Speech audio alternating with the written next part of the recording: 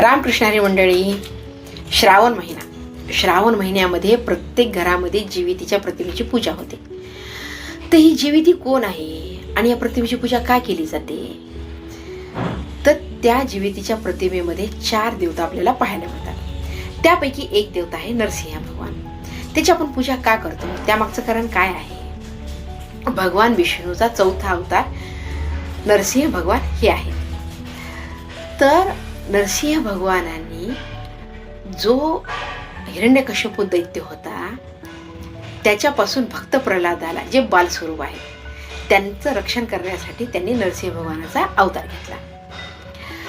आता हिरण्यकश्यपू स्वतःला भगवान समजायचा आणि त्यांनी इतरांना सगळ्यांना बंदी केली होती देवाचं नाव घ्यायला. मग त्यांचाच मुलगा जो भक्त प्रल्हाद होता तो नारायण भक्त होता आणि तो नारायणाचं नाव घेत होता.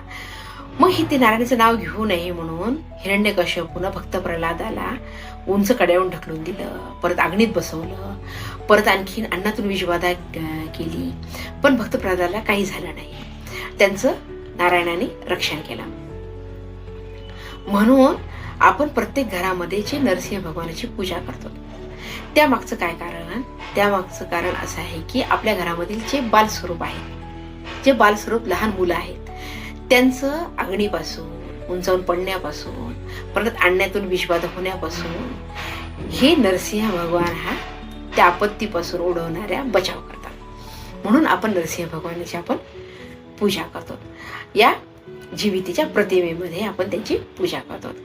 आता असाच एक नरसिंहाचा जो मंत्र आहे, जो संकट आणि भय यापासून मुक्ती देतो, असा हा मंत्र आहे भगवान नरसिंह भगवानाचा.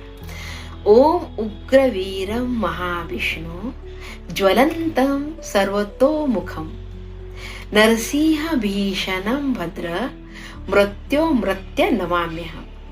हा जो मंत्र आहे तो संकट आणि भय निवारक मंत्र आहे.